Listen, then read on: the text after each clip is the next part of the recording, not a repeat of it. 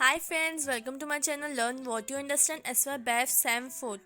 Today we are going to do MA second lesson Analysis and Interpretation of Accounts part 15 question 14 and illustration number 15. And as you all know हम लोग अभी vertical ऐसे question solve करें जिसमें vertical income statement as well as vertical balance sheet हम लोग solve करें. Okay, so video थोड़ा सा बड़ा है, मैंने फटाफट सॉल्व किया है. ओके, तो let's go. Following is the trial balance of Good Luck Limited as on 31st March 2017. So they have provided us with the trial balance. Trial balance में हमारे पास क्या क्या दिया हुआ है. Preliminary expenses written off, ये हमेशा हमारा कहाँ पे आता है. So it is going to be your fictitious asset, ये आपका fictitious asset है, right? नेक्स्ट क्या दिया हुआ है. एडमिनिस्ट्रेशन एक्सपेंस एडमिनिस्ट्रेटिव में जाएगा. लैंड एंड बिल्डिंग ये आपका टेंजिबल फिक्स्ड एसेट है. Then plant and machinery tangible fixed asset. Selling expenses आपका सेलिंग में चला जाएगा. ऑपरेटिंग एक्सपेंसेस में furniture is a tangible fixed asset. Cost of production that is a COGS. Return inward आपका कहाँ से लेस होता है. सेल्स से जो आप लेस कर दो सेकंड पॉइंट में इनकम स्टेटमेंट का. देन फिनिश गुड्स आपका COGS में ही जाएगा. Finish goods. Government bond is your investment part, तो ये आपका कहाँ पे जाएगा. बैलेंस शीट में. एडवांस टैक्स आपका कहाँ पे जाता है. एडवांस टैक्स ये आपका जाता है नॉन क्विक करंट एसेट में, राइट. एंड ट्रेड रिसीवेबल आपका क्विक करंट एसेट में जाता है. इक्विटी शेयर कैपिटल आपका इक्विटी शेयर में चला जाएगा. ग्रॉस सेल्स आपको प्रोवाइड किया हुआ. जनरल रिजर्व दिया हुआ है. Profit and loss credit balance ये पिछले साल का दिया हुआ है, तो आप एप्रोप्रिएशन से पहले जो हमारा आता है ना उसमें से आप ये ऐड करना है. तो हम लोग को 12.5% डेबेंचर 4 लाख रुपीज का दिया हुआ है. तो डेबेंचर हमारा कहाँ पे जाता है. एक तो लोन में जाता है, ठीक है. ट्रायल बैलेंस में दिया तो एक ही एंट्री आएगी. अगर एडजस्टमेंट में कुछ बोला तो हम लोग डबल एंट्री पास करेंगे. देन डेप्रिसिएशन प्रोविजन जहां जहां बोला है वहां से हम लोग को लेस करना है.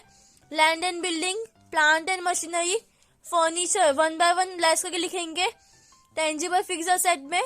एंड नेक्स्ट ये ट्रेड पेबल हमारा किसमें चला जाएगा. नॉन क्विक करंट लायबिलिटी में. नेक्स्ट अदर इन्फॉर्मेशन में हम लोग क्या दिया हुआ है वो लोग ने. Closing stock of finish good as on 31st March 2017 was 1,60,000 पर क्लोजिंग स्टॉक दिया हुआ है. पहला चला जाएगा आपका किसमें. नॉन क्विक करंट असेट में. एंड सेकेंड चला जाएगा आपका COGS में से लेस हो जाएगा. Then directors propose dividend on equity shares at 10%. यहाँ पे क्या बोला है. डायरेक्टर्स ने जो इक्विटी शेयर है इसको प्रपोज किया है. सो ये सिर्फ प्रपोज किया है, अलाउ नहीं किया है, अप्रूव नहीं किया हुआ है, ठीक है. शेयर होल्डर ने इसको अप्रूव नहीं किया हुआ है. इसके नो एंट्री, कोई एंट्री पास नहीं होगी. इसके लिए हम लोग लास्ट में क्या कर देंगे, नोट लिख देंगे. आगे हम लोग क्या बोला हुआ है. Make provision for income tax of 2 lakh. Income tax हम लोग कहीं पे दिया हुआ है.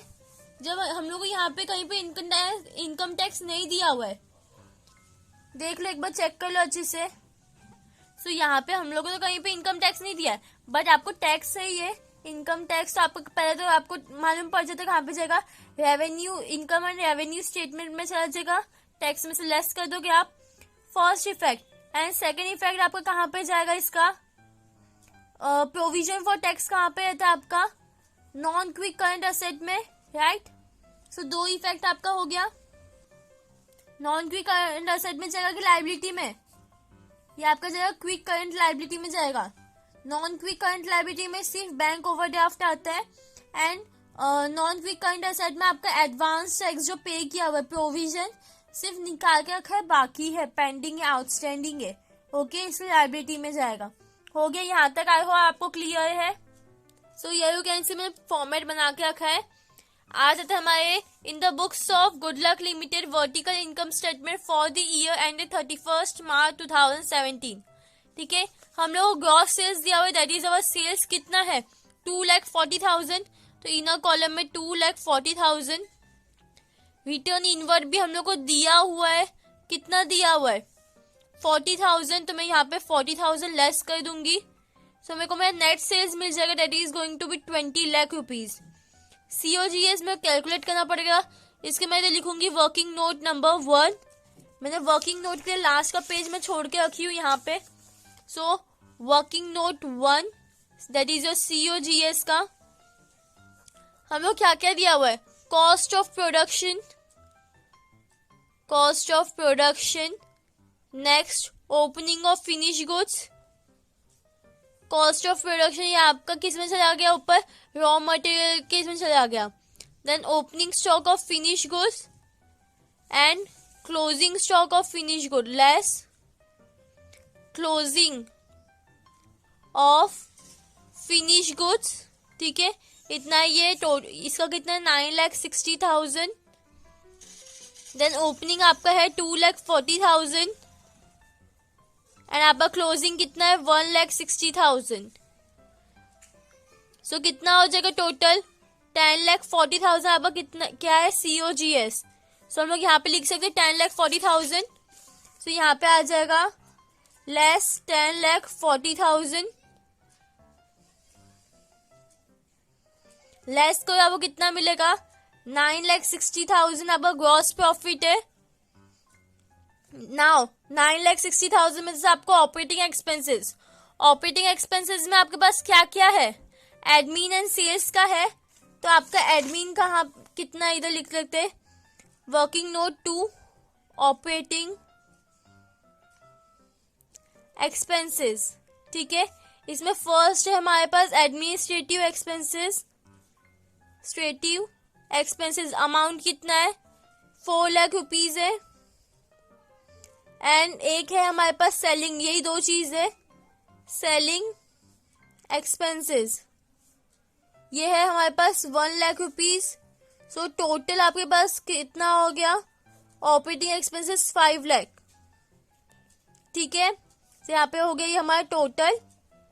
सो नाउ आप यहाँ पे कर सकते हो लेस 5 लाख।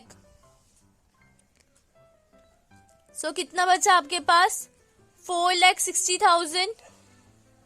नाउ 4,60,000 में इंटरेस्ट आपको लेस करना है। कैसा इंटरेस्ट, यहाँ पे हम लोग जो 12% डिबेंचर्स दिया है 4 लाख रुपीज का, इसके ऊपर हम लोग को इंटरेस्ट चार्ज करना है 12.5% इंटरेस्ट चार्ज करना। तो इंटरेस्ट यहाँ पे आ जाएगा 12.5% ऑफ डिबेंचर। डिबेंचर कितना है 4 लाख का है, तो यहाँ पे 4 लाख इंटू 12.5% कितना होता है 50,000। सो यहाँ में 50,000 लेस कर देंगे हम लोग, तो it is going to be 4,10,000।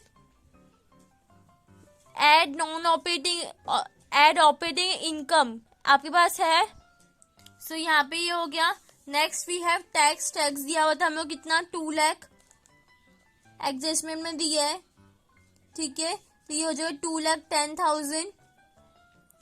Now last year का ये भी दिया हुआ है हम लोगों को, कितना दिया हुआ है 2 लाख रुपीज। सो यहाँ पे 2 लाख, तो आपका टोटल प्रॉफिट कितना होता है 4,10,000।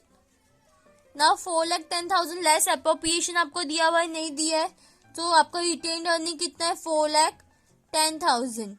ठीक है, आते हैं हमारे बैलेंस शीट पे। हम लोग बैलेंस शीट में क्या क्या दिया हुआ है, इक्विटी कैपिटल दिया हुआ है, इक्विटी शेयर कैपिटल कितना है अमाउंट, थर्ड कॉलम में आएगा। सो ये हो गया आपका। नेक्स्ट वी है रिजर्व एंड सरप्लस में general reserve, general reserve second column में अमाउंट आएगा कितना है 3,20,000। एंड नाउ का अभी कितना हम लोगों ने कैलकुलेट किया 4,10,000। यहाँ पे क्या लिखोगे आप, प्रॉफिट एंड लॉस, यहाँ पे आप एरो मार्क कर दो। सो यहाँ पे आएगा आपका profit and loss credit balance.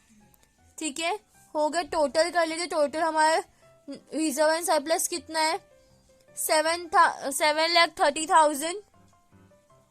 Fictitious asset में हमारे पास है प्रीलिमिनरी एक्सपेंसेस, मिनरी एक्सपेंसेस अमाउंट कितना है 20,000। सो यहाँ पे 20,000 आपका अमाउंट अभी आउटर कॉलम में चला जाएगा, दैट इज 7,10,000।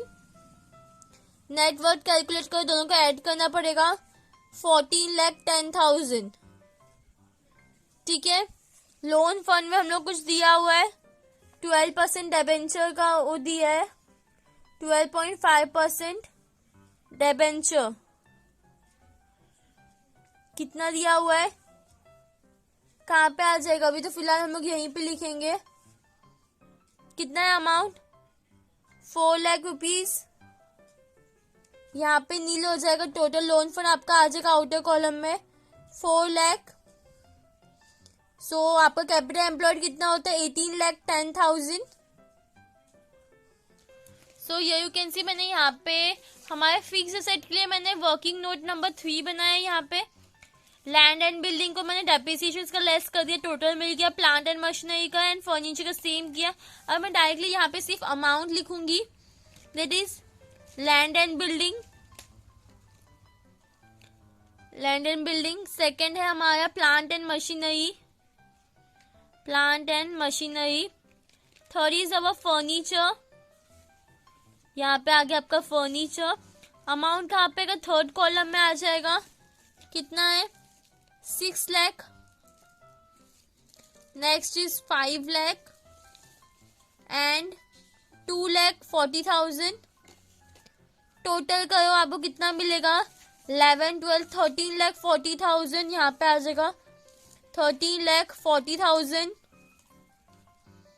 ठीक है, इन्वेस्टमेंट दिया है that is your government bond, तो यहाँ पे गवर्नमेंट बॉन्ड्स कितना है, गवर्नमेंट बॉन्ड्स का अमाउंट 2,80,000, तो यहाँ पे आ जाएगा outer column 2,80,000। Next what we have working capital में हमारे पास क्या क्या है, कुछ है, हाँ है, ट्रेड रिसीवेबल है करंट एसेट के अंदर, क्विक करंट एसेट में ट्रेड रिसीवेबल या बिल्स रिसीवेबल। अमाउंट कहाँ पे आएगा, सेकेंड कॉलम में लिखेंगे, कितना है 5 lakh rupees.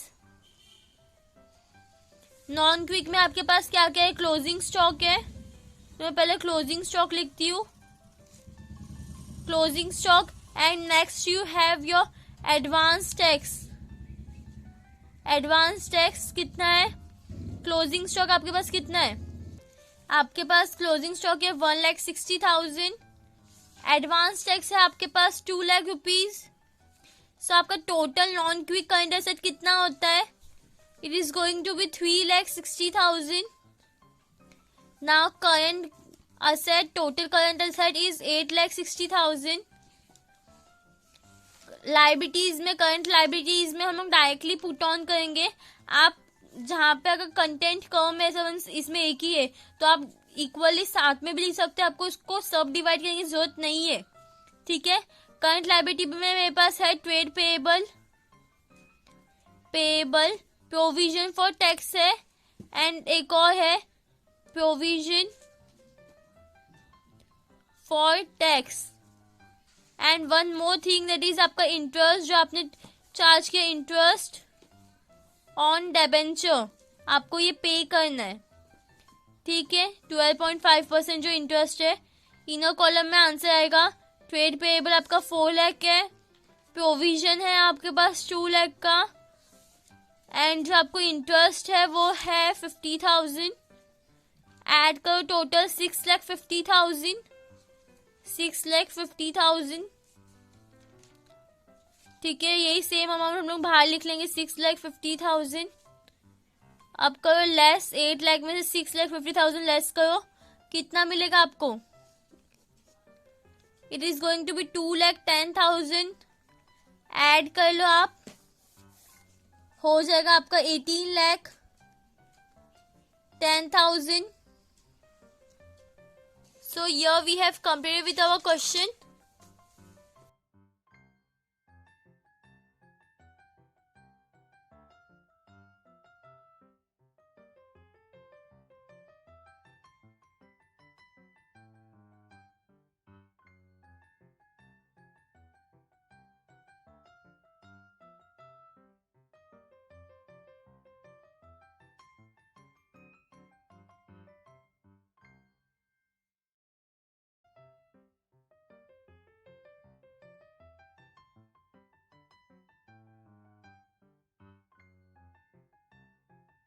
Thanks for watching. Please like, share and subscribe.